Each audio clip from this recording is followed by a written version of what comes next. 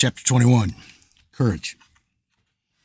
Perils and misfortunes, struggles, disappointment, and pain are more or less the certain lot of every man. Therefore, it is meet that every man be fortified with courage and fortitude, that he may bear with appropriate resolution his allotted share of the burden of mankind. As the ass plods along, laboring under its burden and suffering heat and thirst through the dangers of the burning sands of the wilderness, and falters not, so must the courage and fortitude of man sustain him through the dangers of life which beset his way. The timid man listens to the cry of his body, his limbs tremble, and his stomach turns to water. His littleness of heart has no place for courage and audacity.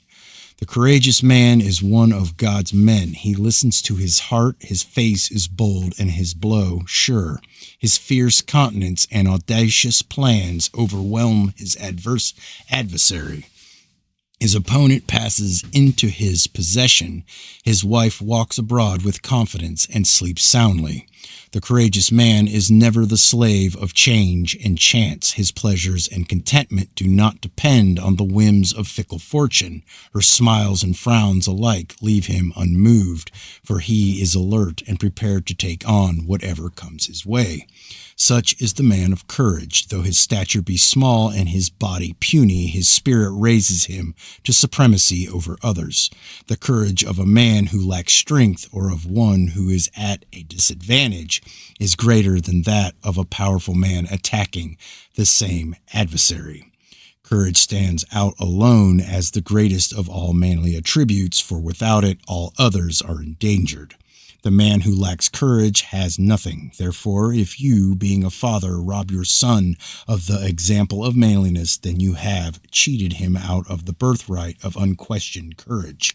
Courage and manliness are passed from father to son by example and instruction. These every man can give, and though he be the poorest man of no account, by passing them on to his son, he leaves an inheritance beyond riches. Courage, manliness, and wisdom no man can ask for more. For unto these all desirable things will be duly added. Courage is a quality of the spirit, not of the body. Its activity leaves its impress upon the soul, even as every cowardly deed is registered. Courage is the standard of the real man. Timidity is the mark of the she-man and weakling. Courage is not the absence of fear, but the conquest of fear. Fear comes to the courageous and cowardly alike.